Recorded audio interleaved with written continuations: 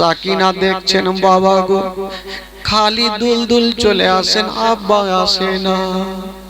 ওই সাকিনা মা গো একটু শুনেন মা, মা গো কলেজা থামতে পারবেন না, জীবনী শুনে চোখের পানি ঝরবে মা। সাকিনা দেখছেন আর বলছেন মা গো আমার আব্বা তো ঘুরে আসলো না মা। বলছেন বেটি রে ওই দুলদুলকে আগে আসতে দাও মা। যখন কথা বলবি না ভাই, যখন দুলদুল কাছাকাছি হইল ওই দুলদুলের চোখ দিয়া ঝরঝর করে যেন পানি ঝরছে। বাবা গো সাকিনা কাঁদতে কাঁদতে একদিকে পড়ে গেছে, উম্মে কুলসুম একদিকে পড়ে গেছে, জাইনাব একদিকে পড়ে গেছে, জয়নাল আবেদিন জ্বরে জ্বালাতে একদিকে পড়ে গেছে। সবাই কাঁদতেছিল মা, ঝরঝর করে কাঁদছেন বাবা। 7 থেকে 7 বছরের বেটি ওই সাকিনা গাছের তলাতে গোড় দিচ্ছেন, জাইনাব তুলে বুকে লাগিয়েছেন। বেটি তুমি চোখের পানি ফেলিও না, আমি সব সহ্য করিব, তোমার চোখের পানি সহ্য করব না। কান্দিও না বেটি, হাজার হইল আব্বা হারিয়ে গেল, কোন এমন বেটি আছে যে চোখের পানি ঝরবে না ভাই? কোন বাপের যদি ইন্তিকাল হয় এমন কোন বেটি নেই যে তার চোখ দিয়ে পানি ঝরবে না। এই কথা বলছিস কেন রে? বলিস না ভাই, একটু চুপ কর। কোন এমন বেটি নাই তার চোখের পানি ঝরবে না। ইমাম জয়নাল আবেদিন কাঁদছে, সাকিনাকে নিয়ে কাঁদছে। বাবা গো খিমাতে সবাই কাঁদতে লাগলো, হাহাকার মেটে গেল। বাবা চিন্তা করেন একটা বাড়িতে যদি ফ্যামিলির মধ্যে একজন ইন্তিকাল হয় ওই বাড়িতে কাউরি হাসি খুশি থাকে না ভাই, সবাই দুঃখ প্রকাশ করে, সবাই হাউমাউ করে কাঁদে। একদিকে বিবি কাঁদছে, একদিকে বেটা কাঁদছে, একদিকে বেটি কাঁদছে, সবাই ঝাড়ে ঝাড় হয়ে কাঁদছে। জাইনাব সবাইকে সান্ত্বনা দিচ্ছে, তোমরা কান্দিও না, কপালে যেটা লেখা আছে সেটা হবে, তোমরা চোখের পানি ফেলিও। হঠাৎ করে জাইনাব সবাইকে সান্ত্বনা দিয়ে যখন পিছনে ঘুরে দেখছে মা সাকিনা কাঁদতেছিল, সাকিনা যেন কোথায় হারিয়ে গেল। সাকিনা কোথায় হারিয়ে গেল? জাইনাব চিন্তা করছেন আল্লাহ সাকিনা কোথায় গেল? খিমাতে চতুর্দিকে দুশমন, আমার সাকিনা কোথায় গেল? জাইনাব কাঁদতে কাঁদতে, এই বাচ্চাগুলোকে একটু বুঝাতে, ওই উঠাকে ফেক দেবে বলছি, তোরা কথা বলবি না।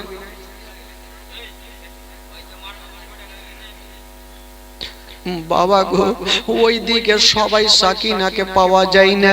জাইনাব হাউমাউ করে কাঁদতে লাগলো, আল্লাহ 7 বছরের সাকিনা কোথায় চলে গেল? জাইনাব যেন চতুর্দিকে খুঁজছে। মা গো সব থেকে বেটি ওই সাকিনার কষ্ট হয়েছিল, 7 বছরের সাকিনাকে যখন পাওয়া যায় না, জাইনাব খুঁজতে খুঁজতে বাবা গো যুদ্ধের ময়দানে পৌঁছে গেল। যেমনই যুদ্ধের ময়দানে পৌঁছে গেছে, লাশের পর লাশ পড়ে আছে গোটা মাঠে, কিন্তু দেখছেন সাকিনা একটা লাশের ওপরে যেন বসে আছে, লাশের ওপরে বসে আছে। ঝরঝর করে কাঁদছে। জাইনাব বলছেন তুমি কেন এখানে এসো বলো, তোমাকে কত খুঁজলাম। বলছেন ফুফুজান আমি আমার আব্বার কাছে চলে এসেছি, এটা আমার আব্বা, ইমাম হোসেনের গলা নেই। জাইনাব বলছেন সাকিনা রে এটা যে তোমার আব্বা, তুমি কেমন করে চিনতে পেরেছো? সাকিনা বলছেন ফুফুজান আমি কাঁদতে কাঁদতে আসছিলাম, আমার আব্বাকে খুঁজছিলাম, যখন খুঁজে পাচ্ছিলাম না হঠাৎ করে এই যে বডি থেকে 2খানা হাত বেরিয়ে গেল, আমাকে ডাক দিচ্ছে বেটি আমি তোমার আব্বা জান। মা গো আমার আব্বা ডাক দিয়েছে, আমার আব্বার উপরে আমি বসে গেছি। মা ও গো ফুফুজান আজকে যদি আমার কালকে এতক্ষণ এতক্ষণ টাইমে আমার আব্বার বুকে মাথা দিয়ে আমি আরামে ঘুমিয়েছিলাম, আজকে আমার আব্বা নাই বলি আমার দুনিয়াতে কিছুই নাই। জাইনাব থাকতে পারলেন না, সাকিনাকে বুকখানে নিয়ে কাঁদতে লাগলো। সাকিনা রে কান্দিও না, চলো একটু বাড়ি চলো, ফুফুজান আমি আব্বাকে ছাড়া যাব না। ইমাম হোসেনের বডি পড়ে আছে, ওই জাইনাব সাকিনাকে সান্ত্বনা দিয়ে নিয়ে গেল। যেমন নিয়ে গেছে বাবা গো, অন্ধকার রাত্রি যখন হয়ে গেল, গভীর রাতে পূর্ণিমার চাঁদ, জাইনাব বলছে এক কাজ করো, তোমরা সবাই খেমাতে থাকো। সাকিনা বলছেন ফুফুজান আপনি কোথায় যাবেন? বলছে যাব আমি হুজুরের কাছে যাব, আমি ইমাম হোসেনের লাশের কাছে দাঁড়াবো, আমি লাশকে কেউ যেন চুরি করতে না পারে, আমি একটু দাঁড়িয়ে দাঁড়িয়ে পাহারা দিব। জাইনাব চলে গেছে, লাশের কাছে দাঁড়িয়ে আছে। মা, একটা ঘটনা ঘটে গেল সেখানে। মা গো, জাইনাব দাঁড়িয়ে ছিল, হঠাৎ করে পূর্ণিমার চন্দ্র ওই রাতের বেলাতে দুইজন ঘোড়াতে সাওয়ার হয়ে অন্ধকারে যেন চলে আসে সামনে দিকে। জাইনাব বলছেন কে আছো গো? আমার ভাইকে শহীদ করে দিয়া তোমাদের মনের স্বাদ মিটেনি, তোমরা আসিও না, আমার ভাইয়ের লাশকে চুরি করতে আমি দিব না। কথা শুনে না, আবার কাছাকাছি হইল। জাইনাব বলছে চলে যাও, নচেত আমি ফাসাদ বেনে যুদ্ধের ময়দানে নেমে যাব। আওয়াজ চলে আসিল, জাইনাব রে তোমাকে ফাসাদ বাঁধতে হবে না, তুমি ফাসাদ বাঁধিও না। জাইনাব মনে করছেন আল্লাহ এটা তো অন্যর গলা লাগে না, এটা আমার মায়ের গলা লাগে, আমার মা ফাতেমার গলা লাগে। আমার মা কি চলে আসলো? মা কে তুমি গো? বাবা গো, ঘোড়া থেকে যখন নামলো অন্যজন ছিল না, ছিল মা ফাতেমা। বাবা গো, মা ফাতেমা চলে এসেছেন যুদ্ধের ময়দানে, পার্শ্বে শেরে খোদা আলী দাঁড়িয়ে। জাইনাব বলছেন বেটি রে, জাইনাবকে বলছেন ফাতেমা বেটি রে, আমার বেটা যুদ্ধ করেছে, আমি সব যুদ্ধটা দেখেছি রে, তবে বেটি রে যত ছোরা আমার হোসাইনের কলেজাতে চালিয়েছে মা, আমার হোসাইনের গলাতে চালিয়েছে, ওই ছোরাখানা মা আমার কলেজাতে চলেছে রে মা। মারে আমার কলেজাতে ছোড়া চলেছে। জাইনাব বলছেন মা গো, মা তোমাকে অনেক দিন থেকে দেখিনি মা, মা একবার আমাকে বুকখানে জড়িয়ে ধরো মা। বলছেন বেটি রে এখন যদি তোমাকে বুকে নি মা, তবে কিয়ামতের বাঁশি বেজে যাবে রে মা, তোমাকে বুকে নিব না। জাইনাব বলছে মা গো, আমার আব্বা আসলো, আমার আব্বা কেন এখানে দাঁড়ালো না, একবার হায়দারি হাঁক কেন মারলো না? বলছেন বেটি রে মাস্টার আসে পরীক্ষা নিতে মা, প্রশ্ন দেয় রে মা, কিন্তু উত্তর লিখে দেয় না। বেটি রে আমার বেটার আমরা পরীক্ষা দেখতেছিলাম মা, তবে বেটি রে আমরা বুঝে গেলাম জান প্রাণ থেকে বেশি আমার বেটা হোসাইন ইসলামকে ভালোবাসে, আমার বেটা হোসাইন ইসলামকে ভালোবাসে। বাবা গো, এই কথা বলে দিয়ে মা ফাতেমা যেন চলে গেলেন। ভাই যেমনই চলে গেছেন বাবা, জাইনাব ভাইয়ের লাশের কাছে দাঁড়িয়ে আছেন, আর হঠাৎ করে খিমার দিকে দেখছেন বাবা, খিমাতে দাও দাও করে আগুন জ্বলছে। জাইনাব হাউমা করে কাঁদতে লাগলো, আল্লাহ এখন খিমাতে কে আগুন লাগিয়ে দিল? ওই ইয়াজিদের সৈন্যরা যেই ঘরগুলাতে থাকছিল বাবা তাম্বু খাটিয়ে, ওই ঘরগুলাতে আগুন লাগিয়ে দিয়েছে। জাইনাব কাঁদছেন, আল্লাহ ওই ঘরের মধ্যে সাকিনা আছে, উম্মে কুলসুম আছে, জয়নাল আবেদিন আছে, সবাই পুড়ে ছারখার হয়ে গেল।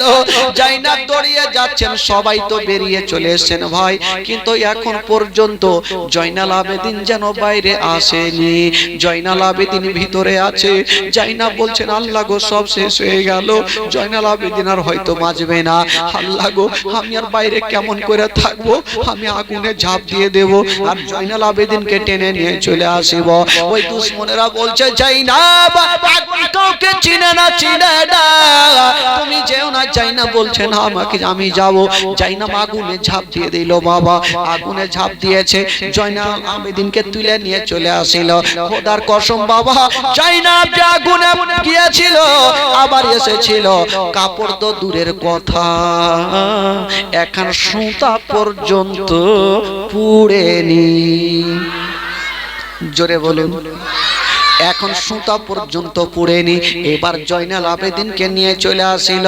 হঠাৎ করে জাইনাব বাবার লক্ষ্য করে দেখছেন। কোন দিকে দেখছেন গো? ওই যে 7 বছরের সাকিনার দিকে দেখছেন বাবা। সাকিনার কান দিয়ে যেন ঝরঝর করে রক্ত পড়ছে। জাইনাব বলছেন, সাকিনা তোমার কানে রক্ত কেন রে মা?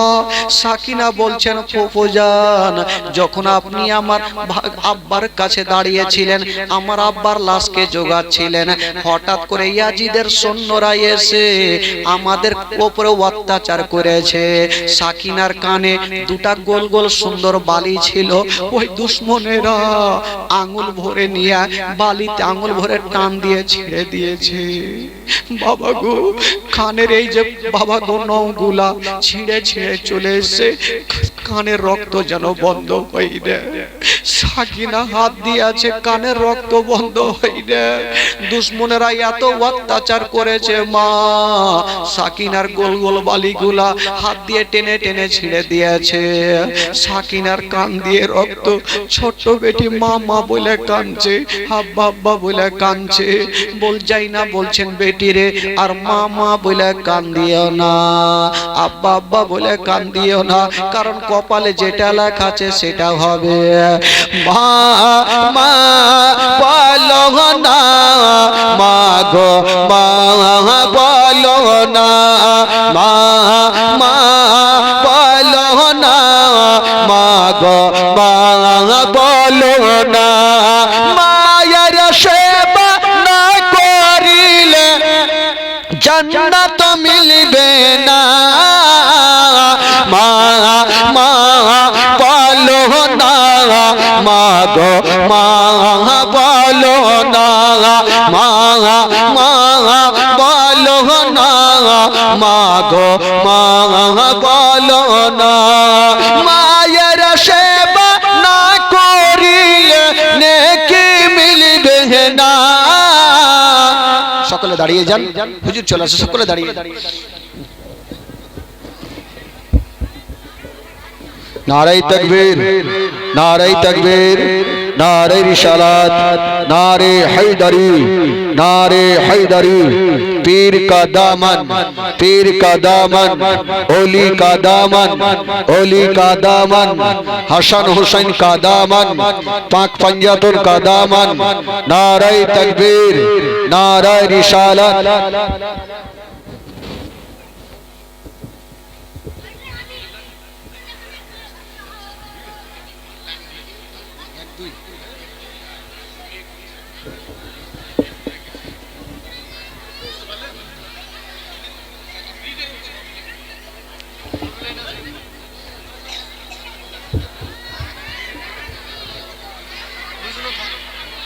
अच्छा अच्छा आए बसे बसी जान ओए बसो भाई बसो ओए खाला बसे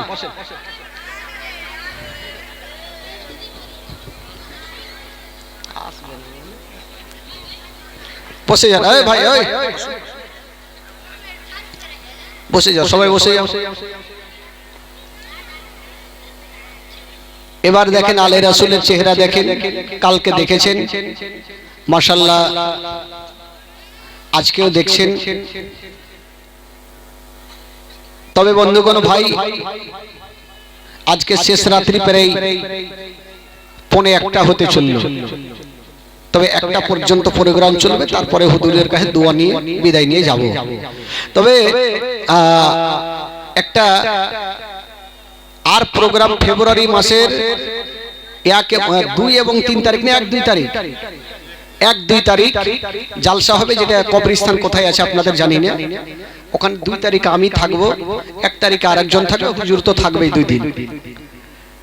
মহিলা জালসাও হবে এবং 2 রাত্রি বিরাট ধর্মীয় জালসা হবে। আপনারা সকলেই সেই জায়গাতে যাবেন। খুব ভালো লাগবে মাশাআল্লাহ।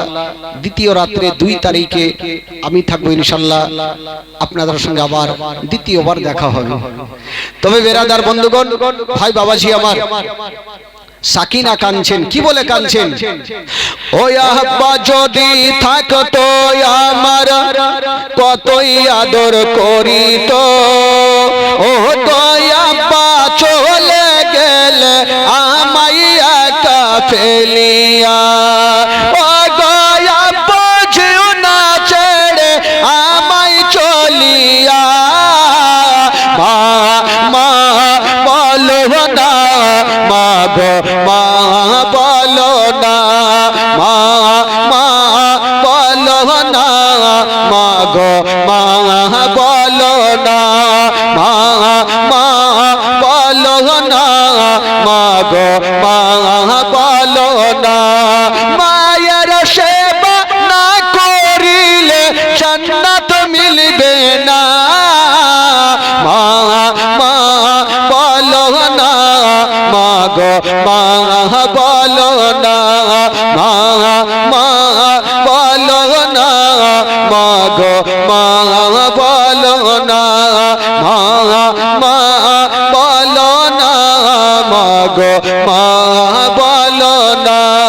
মায়ের সেবা না করিলে নেকি মিলবে না, মা মা বলো না, মা গো মা বলো না, মা মা বলো না, মা গো মা বলো না, মা মা বলো না, মা গো মা বলো না। ওই জাইনাব সাকিনাকে বুকখানে নিয়ে বলছেন, বেটি আর কান্দিও না, কপালে যেটা লেখা আছে সেটা হবে। হাজার হইল ইয়াজিদের সৈন্যরা এত আক্রমণ করেছিল ভাই, এত অত্যাচার করেছে।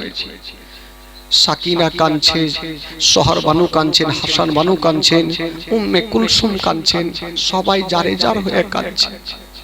কিন্তু বেরাদার বন্ধুগণ ভাই, কিতাবে লিখছেন ওই ইয়াজিদের সৈন্যরা কি করেছিল। বাবা গো, ওই যারা নবী বংশের ছেলেরা ছিল, আহলে বাইতের ছেলেরা ছিল, বাবা গো ওই জয়নাল আবেদিনের হাতে হাত করি, পায়ে জিঞ্জির, বাবা গো বন্দি বানিয়ে নিল। বাবা গো সাকিনাকে বন্দি বানালো, সবাইকে বন্দি বানিয়ে বাবা গো জেলখানায় ভরে দিল। কেমন জেলখানায় ভরে দিয়েছেন মা, বাবা গো এই জেলের মধ্যে টোটাল 34 দিন রাখা হয়েছিল।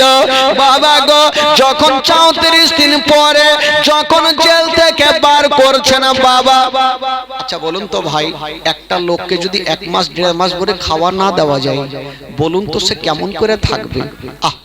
যখন 34 দিন পর বের করছেন, সাকিনা আছে গো, সাকিনার মাংস গুলা কিছুই নাই, শুধু হাড় হাড্ডি দেখা যায়। জয়নাল আবেদিন আছে, শুধু হাড় হাড্ডি দেখা যায়।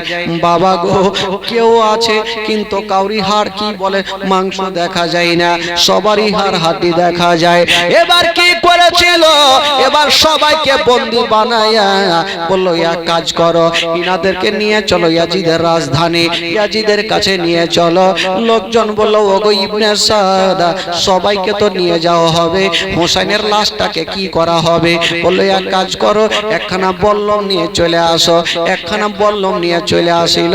বাবা গো ইমাম হোসেনের মাথা খানাকে নিয়ে বল্লমের নোকের ওপরে এইভাবে লাগিয়ে দিল, আর বাবা উঁচা করে নিয়ে চলে যাচ্ছে।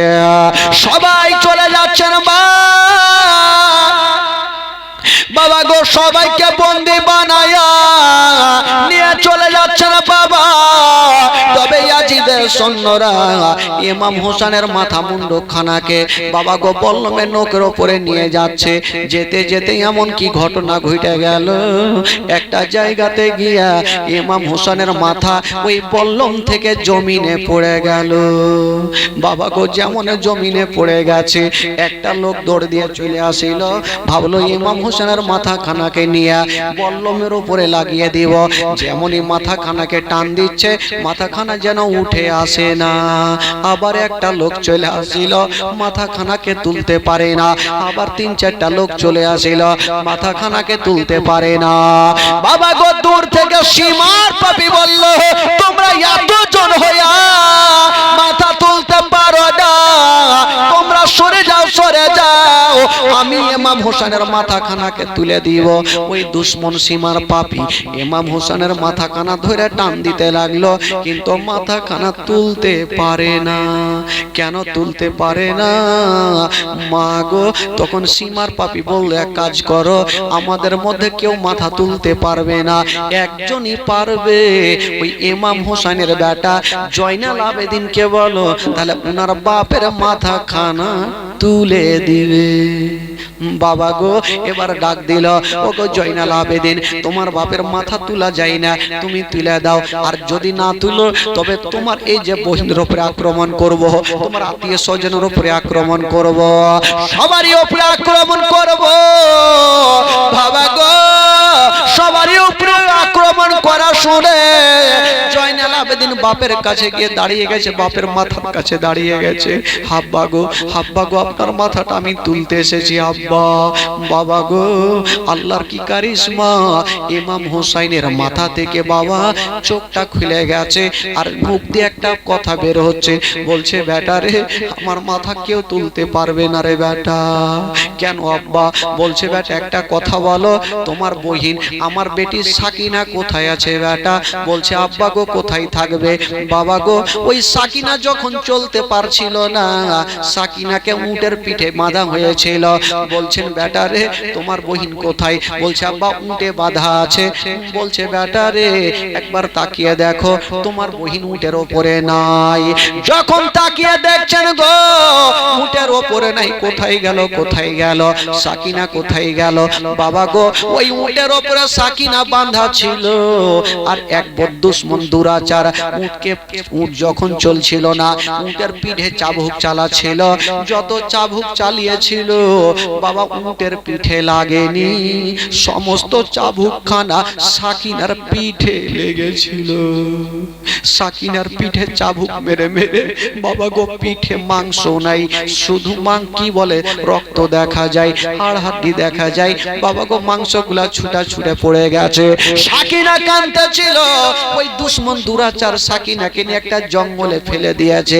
ইমাম হোসেন বলছে, বেটা রে, যতক্ষণ পর্যন্ত আমার বেটিকে আমাদের সাথে না নিয়ে আসবে রে বেটা, আমাকে আমার মাথা কেউ তুলতে পারবে না। জাইনাব চিন্তা করছেন, আল্লাহ, সাকিনা কোথায় গেল? দেখছেন উটের উপরে নাই। জাইনাব দৌড়িয়ে চলে যাচ্ছেন বাবা, দৌড়িয়ে চলে যাচ্ছেন বাবা। হঠাৎ করে একটা বিশাল বড় জঙ্গলে দেখছেন একটা গাছের তলাতে একটা বোরখা পরে কে বসে আছে। বলছে, কে আছো গো? একটা 7 বছরের বেটিকে কি তুমি দেখেছো? যেমনই বলতে নাই, ওই বোরখার ভিতর থেকে সাকিনাকে বার করে দিচ্ছেন, এই যে নিয়ে নাও বেটি। বাবা গো, ওই কে ছিল? ওইটা অন্য কেউ ছিল না, ওইটাই ছিল ফাতেমা। ওইটা ছিল ইমাম হাসান হোসেনের মা ফাতেমা। ফাতেমা বলছেন, বেটি জাইনাব রে, আমি দেখতেছিলাম রে বেটি, ওই সাকিনাকে কত চাবুক খানা মেরেছে রে।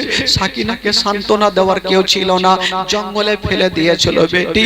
আমি সহ্য করতে পারিনি, আমি এসে সাকিনাকে সুন্দর করে বুকখানে জড়িয়ে ধরেছিলাম। বাবা গো, একটা 7 বছরের বেটির পিঠে এত চাবুক মেরেছে, এমনি তো কদিন থেকে খানা নাই, পানি নেই। সাকিনা শুধু একবার বেহুশ হয়ে যাচ্ছে, একবার জ্ঞানটা ফিরছে। বাবা গো, ফাতেমা বলছেন, বেটি রে, এই যে সাকিনাকে তোমাকে দিলাম, একটু তুমি চলে যাও। এই কথা বলে মা ফাতেমা চলে গেলেন বাবা, আর জাইনাব নিয়ে চলে আসলেন। যেমনই নিয়ে চলে আসলেন সাকিনাকে, বাবা গো, জয়নাল আবেদিন যেমনই বাপের মাথা ধরেছে, ইমাম হোসেনের মাথা খানা উঠে গেল। জোরে বলুন সুবহানাল্লাহ। ইমাম হোসেনের মাথাখানা উঠে গেল। এবার বল্লমের উপরে লাগাইয়া যেন চলতে আরম্ভ করেছে। চলে যাচ্ছেন, চলে যাচ্ছেন, একটু দূর আগিয়ে গিয়েছেন ভাই। দূরে দেখছেন একজন ইহুদি বাবা গো দাঁড় হতে বললো, ওগো ইবনে সাদ একটু দাঁড়িয়ে যাও, ইমাম হোসেনের মাথা কোথায় নিয়ে যাবে? বললো যাবো ইয়াজিদের কাছে। ওই ইহুদি বলছে শোনো, আমাকে একটা রাত সময় দাও, ইমাম হোসেনের মাথা যদি একটা রাত রাখতে পারি আমি তোমাকে 10,000 টাকা দিব। ওই লোকটা ভাবলো, ইবনে সাদ ভাবলো একটা রাতে যদি 10,000 পাই তবে দিব না কেন? বাবা গো এবার ইমাম হোসেনের মাথাকে দিয়ে দিলেন, যেমন দিয়েছে না বাবা ওই ইহুদি ইমাম হোসেনের মাথাকে নিয়ে গেল, বাবা ঘরের মধ্যে রেখে দিয়েছেন সুন্দর করে, বাবা গো ধুয়ে পরিষ্কার করে দিয়া রাত্রিবেলা রেখেছেন, যেমনই রেখেছেন মা ওই ইমাম হোসেনের মাথা থেকে নূর বের হলো আর ওই ইহুদির গোটা ঘর আলো হয়ে গেল। ইহুদির গোটা ঘর আলো হয়ে গেল। ওই ইহুদি ইমাম হোসেনের মাথাকে সামনে রেখে বাবা গো নবীর কালেমা পড়ে মুসলমান হয়ে গেল। লা ইলাহা ইল্লাল্লাহ, জোরে লা ইলাহা ইল্লাল্লাহ, লা ইলাহা ইল্লাল্লাহ, লা ইলাহা ইল্লাল্লাহ মুহাম্মাদুর রাসূলুল্লাহ সাল্লাল্লাহু আলাইহি ওয়াসাল্লাম। আল্লাহুম্মা সাল্লি আলা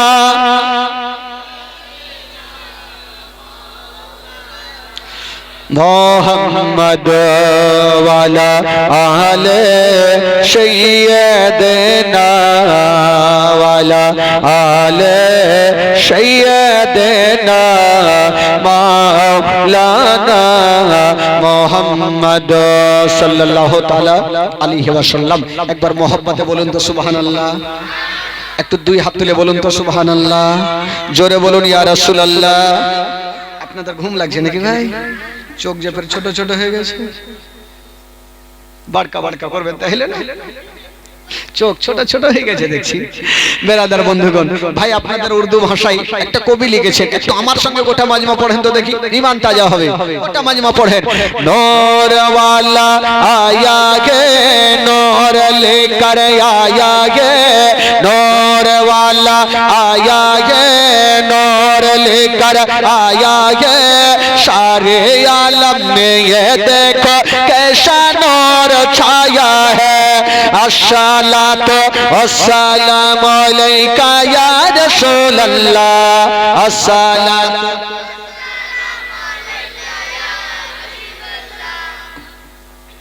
ढेके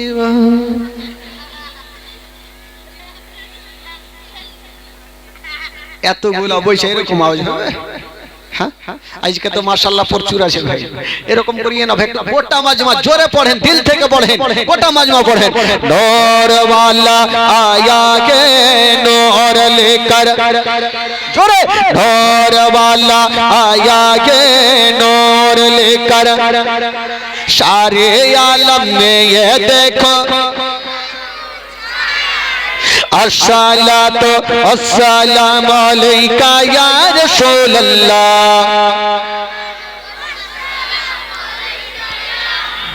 ओ तेरे नस्ल पाक में ये बच्चा बच्चा नूर का, तेरे नस्ल पाक में ये बच्चा बच्चा नूर का, तू है आईने नूर तेरा सब घराना नूर का।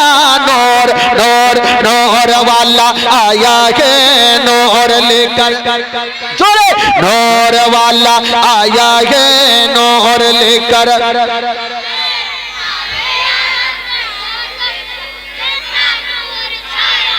अस्सलातु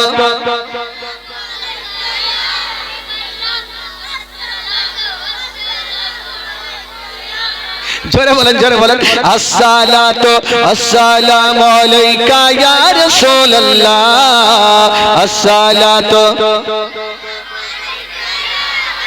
ओ जब तलक ये चांद तारे झिलमिलाते जाएंगे, तब तलक जश्न विलादत हम मनाते जाएंगे। नूर नूर नूर वाला आया गे नूर लेकर आया गे नूर वाला आया गे नूर लेकर कैसा नूर छाया है। अस्सलातु अस्सलामु अलैका या रसूल अल्लाह, अस्सलातु सरकार की आमद। এরকম হবে। এতগুলা লোক আছেন ভাই, একসঙ্গে বলবেন আর দুটা হাত তুলে বলবেন, আমার নবী আরো খুশি হবে। গোটা মাজমা হাত তুলবেন, সরকার কি আমদ। চাদরগুলো রেখে দে আর সামনে তুলিয়ে নিয়ে এভাবে দিয়েন না, কাকে লাগবে নাক মুখ ভাঙবে। সামনে তুলবেন ভাই, গোটা মাজমা তুলেন দেখি, ঈমান তাজা হবে। সরকার কি আমদ, দিলদার কি আমদ, যারা মোচা বলো, যারা ঝমকে বলো। আউয়াল কি আমদ, আখির কি আমদ, জাহির কি আমদ, বাতিন কি আমদ। বাড়ি চলো, মানে সুর ধরলে যে বাড়ি চলো, ফের বলছে মারহাবা, সবই তো মারহাবা কইলে। হ্যাঁ, এবার ঈমান তাজা হয়ে গেছে, এবার ঘুম একদম চলে গেছে। আর ঘুম লাগলে তো ফের মুশকিল আছে না ভাই। মাওলানা বলবে সুদ খাওয়া হারাম, তো ভাববে দুধ খাওয়া হারাম। হ্যাঁ, এই জন্য শুনবেন ভাই, চোখটা খুলে থাকেন আর কানটাও খুলে থাকেন, তাহলে বুঝতে পারবেন।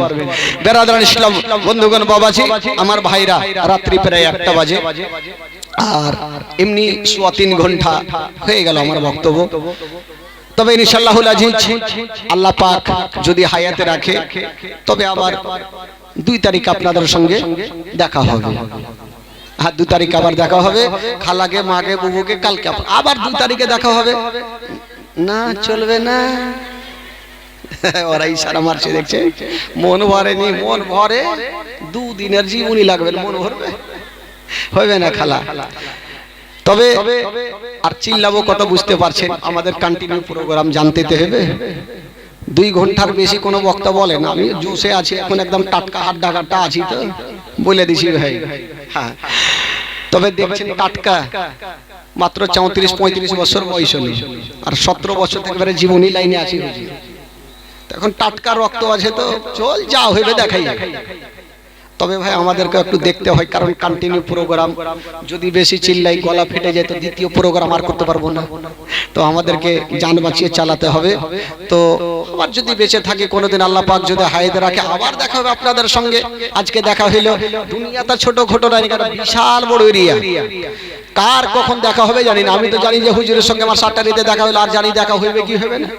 তো দেখেন আল্লাহর কি কারিশমা, এই কদিনের মধ্যে আবার দেখা হয়ে গেল। আর আলে রাসূলের চেহারা দেখা, বুঝতে পারছেন, মানে নবী পাকের চেহারা দেখা। জোরে বলুন সুবহানাল্লাহ। আল উলামা ওয়ারাসাতুল আম্বিয়া। বাবা গো, আমার নবী বলেছিলেন যে ইমাম হাসান হোসেনকে ভালোবাসলো, সে আমাকে ভালোবাসলো, আর যে আমাকে ভালোবাসলো সে আল্লাহকে ভালোবাসলো। জোরে বলুন। বেরাদার বন্ধুগণ, তবে আল্লাহ পাক যদি হায়াতে রাখে, মাগো আবার এসে বলবো। ইচ্ছা ছিল দানের সম্পর্কে একটা ঘটনা বলবো, কিন্তু আধা ঘন্টা লেগে যাবে, আপনারা উঠে ভেগে যাবে, থাকবেন না আপনারাও, আর আপনারা বিরক্ত হবেন। তবে ইনশাআল্লাহুল আজিজ যদি কোনোদিন বেঁচে থাকি, আবার আপনাদের সম্মুখে এসে আবার বক্তব্য শোনাবো। সকলে দাঁড়িয়ে যান আর সালাতু সালাম পড়ুন। ও আপনি করবেন? আপনি কিছু বলেন না হলে।